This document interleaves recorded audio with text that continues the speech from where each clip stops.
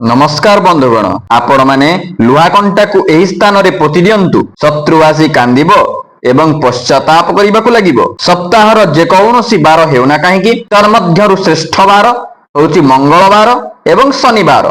एही दुईटी बार एही उपाय निमित्त सर्वोपरि जेउ शत्रु माने कि प्रिय दर्शक बंधु आपनको हैरान रे पकाउचंती एवं अनेक प्रकारर गुणी गारेडी क्रिया तंत्र जनित क्रिया रे आपनको हैरान हरकत रे पकाउचंती आपनको समस्या रे पकाउचंती। से जे कौनसी कार्य करंतु ना काहेकि से समस्त समस्या रो मुक्ति पाइबार गोटिए उपाय हेउची एही लुहा कंटार उपाय। याकु साधारण भावंतु नहीं, यह साधारण प्रतीत हेउथिले मध्य एहा भितरे असाधारण प्रतिभा लुचिकी अच्छी। दर्शक बंधु एही उपाय द्वारा आपणकर सेही शत्रु अत्यंत भयंकर भाव थरिबाकु लागिबो एवं आपणक सहित से थरे शत्रुता करिबा पई थरे निश्चिंत से भाबिबो एवं जेउ क्षणिकरु ही आपण माने एही उपायटी को करिनेबे सेही क्षणिरु ही तांको उपरे उलटा प्रभाव पड़िबाकु लागिबो एवं सेमाने संपूर्ण रूप से तळितळांत होई जिवे एवं जेउ सब की षडयंत्र मान आपणक निमित्त प्रयोग करथिले बा करूचंती से समस्त षडयंत्र मध्य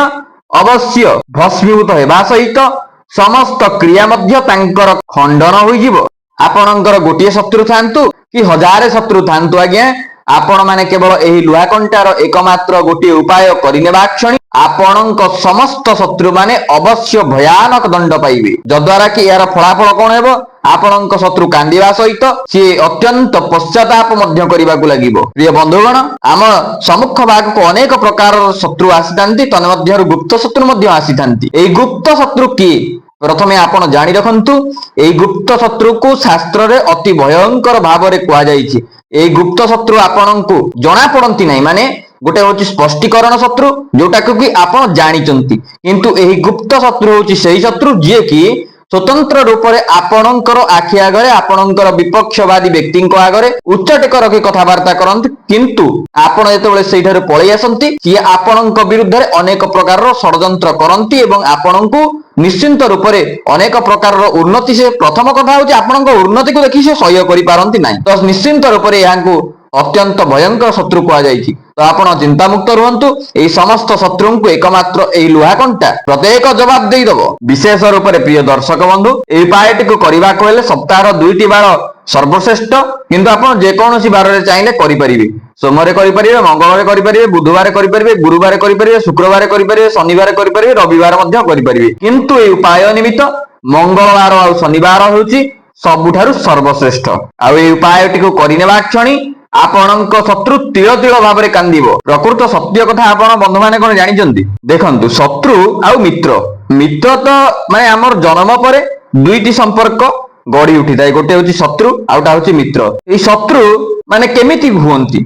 आपणकर कोठी टिके आपण घर रे उन्नति कर देले, कोठी दरमा टिके अधिका पाइले किंबा भल चाकरी टिके पाइले किंबा कोनोसी भल जान आसन सब कले, एई सब गुडी को देखिकी आपणकर जो शत्रु विपक्षवादी थिबे सेमाने कोन करिवे? हिंसावाद करिवे, गर्व करिवे एवं अनेक प्रकारर एमती आपणकर जो उन्नति सब को देखिकी सेमाने सह्य करि पारंती नाही, जद्वारा कि सेमाने आपणक पछरे पड़ी जांती। आपणक पछरे पड़िबा तो बहुत माने कथा, किंतु आपणक पाखरे माने से एमितिका किछि शक्ति सब प्रेरणा करंती जद्वारा कि आपण पाइथिबा बा उन्नति करिथिबा जो विषय वस्तु से संपूर्ण किछि आपण हरई बसंती, जाहाकु कंती तंत्र। एई तंत्र बल रे सेमाने अनेक प्रकारर कार्य को सिद्ध करि दियंती। किंतु आपण चिंता मुक्त रुहंतु। एही लुहा कंटार उपाय एहा स्वतंत्र रूप से होची एक अत्यंत कारीगरी विद्या, माने जहा कि जामला तंत्र पुस्तक रु आसी अछि, जहा कि रुद्र जामला तंत्र रु आसीछि। एहा स्वतंत्र रूप से चाक्षुष प्रमाण सहित अनुभूतिर कारीगाटी। एहाकु करिथिबा व्यक्ति तांकर शत्रु को निश्चिंत रूप से अनेक प्रकार भयानक दंड मध्य सेमाने प्राप्त करिसंती, जो माने कि ए उपाय करिसंती। किंतु ए उपाय तो आपण माने अवश्य करिवे। ता पूर्व मु आपण को कहि रखुची, जदि आपण माने धर्म रे अछंती, गोटे सतर्क सूचना दउची, जदि आपण माने धर्म रे अछंती, न्याय रे अछंती, नीति रे अछंती, तो आपण माने उपायटी को करंतु। निश्चिंत रूप से एहा आपणक निमित्त 100 रु 110% आपण को सक्सेस दबा कथा ही दबो। किंतु अपर पक्ष जदि आपण माने अधर्म रे अछंती, अनीति रे अछंती, अत्याचार रे अछंती किंबा आपणकर धार्मिक किछि शत्रु अछंती, सेमानंक पई आपण प्रयोग करूचंती, ତ ନିଶ୍ଚିନ୍ତ ରୂପରେ ଏହା ଆପଣଙ୍କ ନିମିତ୍ତ କ୍ଷତି ସାବ୍ୟସ୍ତ କରିଦେବ। ଦର୍ଶକ ବନ୍ଧୁ, ଆପଣ ମାନେ ଧର୍ମର ମାର୍ଗରେ ରହି ଆପଣ ମାନେ ଉପାୟଟିକୁ ପ୍ରୟୋଗ କରନ୍ତୁ। ଆଉ ହଁ, ଆଉ ତା ପୂର୍ବରୁ ମଧ୍ୟ ମୁଁ ଆପଣଙ୍କୁ କହୁଛି, ଉପାୟ ତ ମୁଁ ଆପଣଙ୍କୁ ଅବଶ୍ୟ କହିବି, ଭିଡିଓର ଆଗରେ କହିବି, ତାର ବିଧିବିଧାନ ନିୟମ ଅନୁଶାସନ ସହିତ ମୁଁ ଆପଣଙ୍କୁ କହିବି। କିନ୍ତୁ ତା ପୂର୍ବରୁ ମୁଁ ଆପଣମାନଙ୍କୁ କହି ରଖୁଛି, ଭିଡିଓଟିକୁ ଦେଖିବାକୁ ଆସିଥିଲେ, ଜାଣିବାକୁ ଆସିଥିଲେ, ଉପାୟଟିକୁ କରିବାକୁ ଯଦି ଚାହୁଁଛନ୍ତି ତ ପ୍ରାରମ୍ଭରୁ ଶେଷ ପର୍ଯ୍ୟନ୍ତ ଦେଖନ୍ତୁ। କାହିଁକି ନା ଅଧା ଅଧୁରା ଜ୍ଞାନ ସର୍ବଦା ବିନାଶର କାରଣ, ଆପଣ ମାନେ ଜାଣିଛନ୍ତି। ଯଦି ଆପଣ ମାନେ ସ୍କିପ୍ କରି କରି ଭିଡିଓଟିକୁ ଦେଖିଦେବେ, ଆପଣ ଉପାୟଟିକୁ ଜାଣିବା ପାଇଁ ତାର ନିୟମ ବିଧିବିଧାନ ସବୁ ନ ଜାଣିବେ ତ ନିଶ୍ଚିନ୍ତ ରୂପରେ ଉପାୟଟି କାର୍ଯ୍ୟକାରୀ ହେବ ନାହିଁ। ଦର୍ଶକ ବନ୍ଧୁ, ପ୍ରାରମ୍ଭରୁ ଶେଷ ପର୍ଯ୍ୟନ୍ତ ଦେଖନ୍ତୁ। ଆଉ ହଁ, ଆମ ଚ୍ୟାନେଲରେ ଯଦି ନୂଆ କରି ଆସିଛନ୍ତି ତେବେ ଆମର ଏହି ସତ୍ୟ ଶାନ୍ତି ମାର୍ଗଦର୍ଶନ ୟୁଟ୍ୟୁବ ଚ୍ୟାନେଲଟିକୁ ସବସ୍କ୍ରାଇବ କରି ନିଅନ୍ତୁ। ଭିଡିଓଟିକୁ ଗୋଟେ ଲାଇକ୍ କରନ୍ତୁ। କମେଣ୍ଟ ବକ୍ସରେ ହର ହର ମହାଦେବ ଅବଶ୍ୟ ଲେଖି ଦିଅନ୍ତୁ। ଯଦି ଆପଣ ପ୍ରକୃତରେ ଜଣେ ଧର୍ମାବଲମ୍ବୀ ହେଇଥିବେ ତ ନିଶ୍ଚିନ୍ତ ରୂପରେ ଭିଡିଓଟିକୁ ଗୋଟେ ସେୟାର କରିବାକୁ ଆପଣ କେବେ ବି ଭୁଲିବେ ନାହିଁ। ଦର୍ଶକ ବନ୍ଧୁ, ତେବେ ଆସନ୍ତୁ ଆମେ ଜାଣିବା ପ୍ରକୃତ ଏହି ଉପାୟ ବାବଦରେ କିଛି। ଆଜିକୁ ପ୍ରାୟ 77 ବର୍ଷ ତଳେ ପ୍ରଥମ କଥା ଜାଣିବାକୁ ପାଆନ୍ତୁ, ଏହି ଉପାୟଟି ବାହାରିଥିଲା। ଏହି ଉପାୟଟି ଯେତେବେଳେ ବାହାରିଲା, ଏହାକୁ ଅନେକ ପ୍ରକାରର ବ୍ୟକ୍ତି ବିଶେଷ ମାନେ ମଧ୍ୟ କଲେ। ତାପରେ ଆପଣ ବିଶ୍ୱାସ କରିବେନି, ଉପାୟଟି କରିନେବା କ୍ଷଣି ଯେଉଁ ମୁହୂର୍ତ୍ତରୁ ସେମାନେ ଆରମ୍ଭ କରିଥିଲେ ସେମାନେ ମଧ୍ୟ ସକ୍ସେସ୍ ଅବଶ୍ୟ ପାଇଛନ୍ତି। ଅନେକ ପ୍ରକାରର ପୁସ୍ତକରେ ମଧ୍ୟ ଏହାର ବର୍ଣ୍ଣିତ ଅଛି। ଦର୍ଶକ ବନ୍ଧୁ, ପ୍ରଥମ କଥା କହିବାକୁ ଗଲେ, ଆମେ ଆମ ଶତ୍ରୁଙ୍କ ପାଖକୁ ଯିବା ତ ଦୂରର କଥା, ଖୋଲାଖୋଲି ଭାବେ ଲଢି ମଧ୍ୟ ପାରିନଥାଉ। କାହିଁକି ନା ଆମେ ଶାନ୍ତ ସରଳ ଶିଷ୍ଟର ବ୍ୟକ୍ତି ବିଶେଷ, ଆଉ ତାଙ୍କ ସହିତ ଲଢିବା ପାଇଁ ମଧ୍ୟ ଆମର ସେତିକି ସାମର୍ଥ୍ୟ ନଥାଏ। ଆଉ ସେଇଥିପାଇଁ ତ ଦର୍ଶକ ବନ୍ଧୁ, ସେମାନେ ଯେମିତି କରୁଛନ୍ତି ତନ୍ତ୍ର ତ ପ୍ରୟୋଗ ଆପଣଙ୍କ ଉପରୁ କରୁଛନ୍ତି, ତ ଆପଣ ମଧ୍ୟ এই ରୁଦ୍ର ଜାମଳ ତନ୍ତ୍ରକୁ ପ୍ରୟୋଗ କରି ଆପଣ ଆପଣଙ୍କ ଗୃହରେ ରହି ଆପଣଙ୍କ ଶତ୍ରୁକୁ ଆପଣ ସବକ ଶିଖେଇ ପାରିବେ। ବିଶ୍ୱାସ କରନ୍ତୁ ଦର୍ଶକ ବନ୍ଧୁ, ଆପଣ ମାନେ ଏହି ଉପାୟଟିକୁ କରିନେବା କ୍ଷଣି ଯେଉଁ କ୍ଷଣିକରୁ ଆପଣ ଆରମ୍ଭ କରିନେବେ, ଆପଣଙ୍କ ଶତ୍ରୁର ଖରାପ ସମୟ ସେଇଠୁ ଆରମ୍ଭ ହୋଇଯିବ। ଏଇଟାକୁ ଆପଣ ଲେଖି କରି ରଖିଦିଅନ୍ତୁ। ମାନେ ଆପଣଙ୍କ ଉପରେ କିଛି କଳା ଯାଦୁ ଟୋଟକା ତନ୍ତ୍ରକ୍ରିୟା ସମସ୍ତ ପ୍ରକାରର କରିବା ତ ଦୂରର କଥା, ପ୍ରୟୋଗ କରିବା ତ ଦୂରର କଥା, ସିଏ ଏସବୁ କରିବା ପାଇଁ ଭାବିବାକୁ ମଧ୍ୟ ତାକୁ ଗୋଟେ ଭୟଙ୍କର ଭୟ ଲାଗିବ। ଏବଂ ଆପଣ ମାନେ ଏହି ଉପାୟଟିକୁ କରିନେବା କ୍ଷଣି ଦେଖିବେ ଦର୍ଶକ ବନ୍ଧୁ, ଆପଣଙ୍କ ଶତ୍ରୁ ପାଖକୁ ଗୋଟିଏ ଏମିତିକା ଭୟଙ୍କର ଶକ୍ତି ଯାଇ ପହଞ୍ଚିବ, ଯାହାକି ତାକୁ ସଦାସର୍ବଦା ପାଇଁ ଭୟଭୀତ ମଧ୍ୟ କରେଇବ।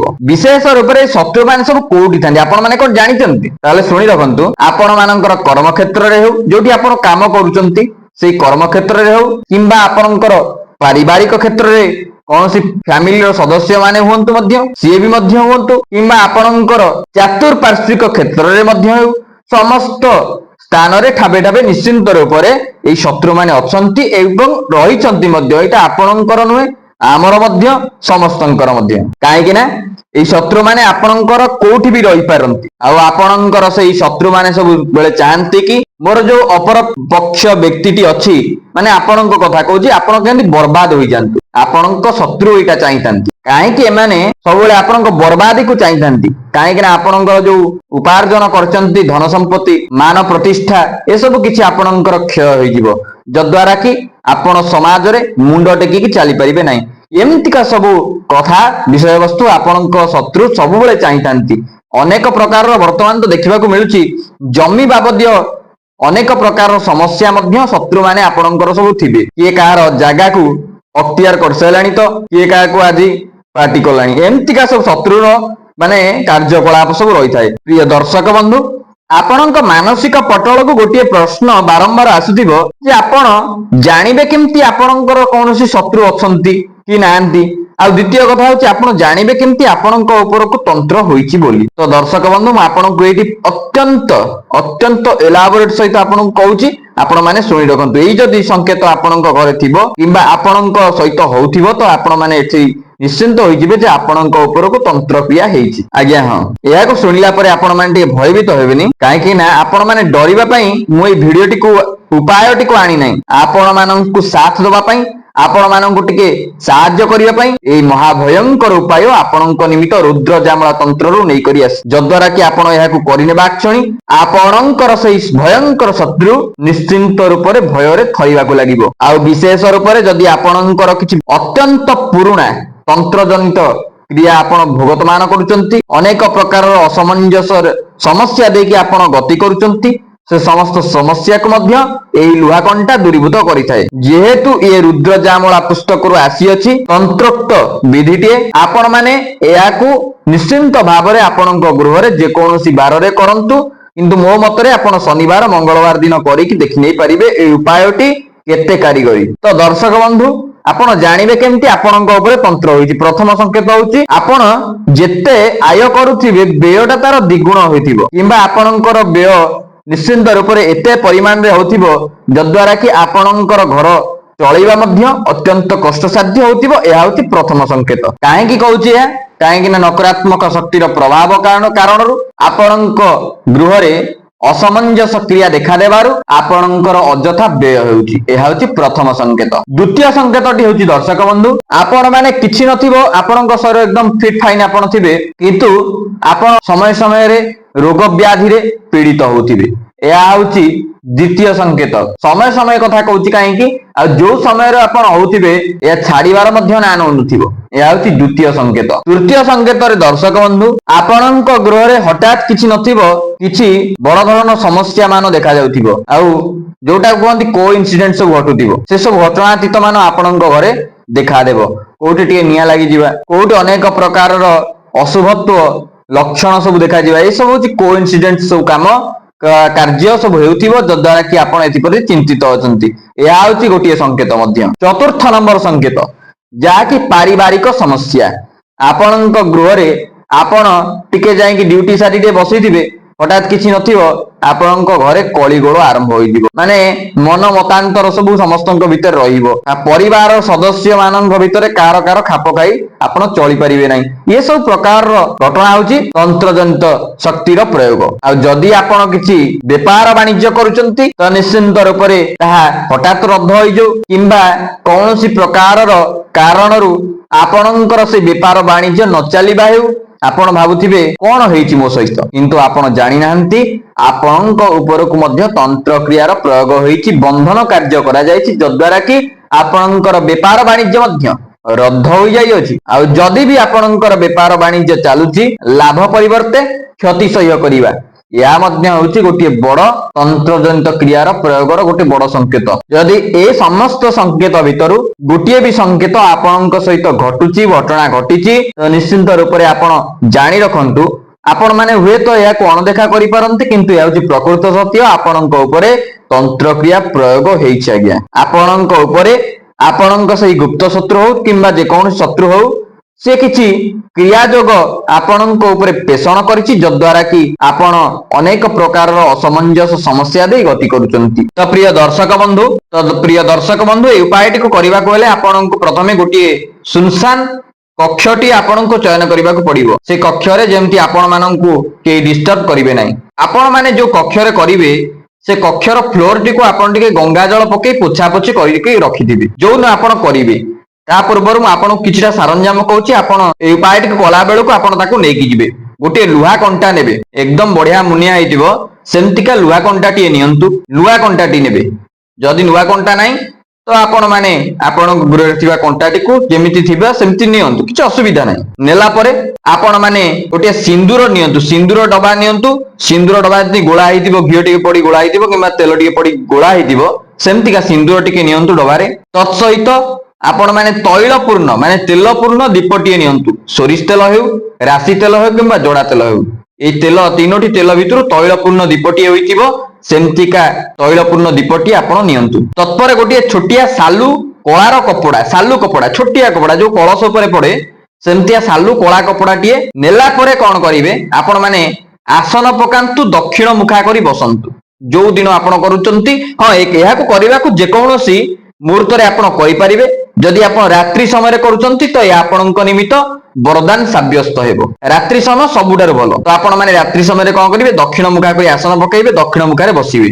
दक्षिण मुख करिकि गोटे तैलपूर्ण दीपटीए प्रज्वलन करंतु। करि साइला परे आपण नेइथिबा सेही लुहा कंटारे एवं सिंदूर टिके नेइ लुहा कंटारे मारंतु। मारिला बेले आपण माने गोटे मंत्र को उच्चारण करंतु। ओम भैरवाय नमः 11 थर उच्चारण करंतु। ओम भैरवाय नमः कुहंतु, सारे टिके सिंदूर मारंतु। भैरवं को टिके चिंता करिकि आपण 11 थर चिंता करिवे, 11 थर सिंदूर नेइकि मारिबे। कोथरे लुहा कंटारे मारिबे। ए कंटाटी वर्तमान अभिमंत्रित होई गला।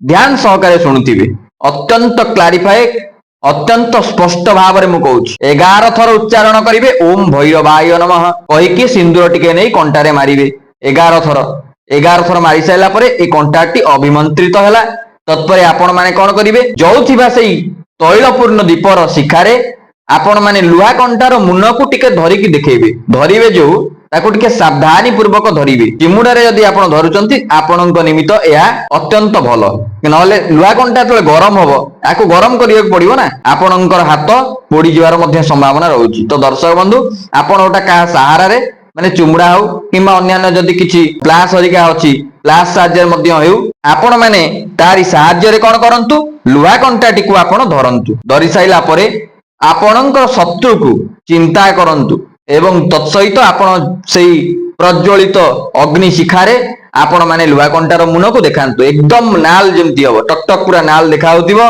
आपण माने सेमति हेबा पर्यंत ताकू देखांतु एवं आपणक समस्त शत्रुर आपण जदि मने अछि तो शत्रु खाली जदि उच्चारण करिकी आपण देखौचंती तो ता मध्य सबुठु भलो जदि शत्रु ना मने नाही तो आपण माने निश्चिंत रूप से समस्त शत्रु कहीकि लुहा कंटा उपरे देखांतु एकदम गरम करंतु करि साइला परे आपण माने निश्चिंत रूप से कोन करिवे ताकू ठंडा हवा को छाडी दियंतु किछ समय ठंडा हवा को छाडी दियंतु छाडी देला परे आपण सेटर चली आसंतु चली आसला परे ठंडा होई जिवो संपूर्ण आपण से दीप सहित से लुहा कंटा को एका संगरे से सालू कपड़े बांधी दियंतु बांधी साइला परे ताकू एक कोनोसी श्मशान जगह आपणक घर पाखरे जदि थिबो से श्मशान जगह रे पोती दियंतु किंबा पकई दे पळे आसंतु दर्शक बंधु विश्वास करंतु आपणक शत्रु उपरे भैरवंकर महाकोप दृष्टि पड़िबो जद्वारा कि स्वयं भैरव भयंकर आकृति नहीं भयंकर वेश नहीं आपणक शत्रु सम्मुख रे ठिया हेजिबे जद्वारा कि आपणक शत्रु थरिबाकू लागिबो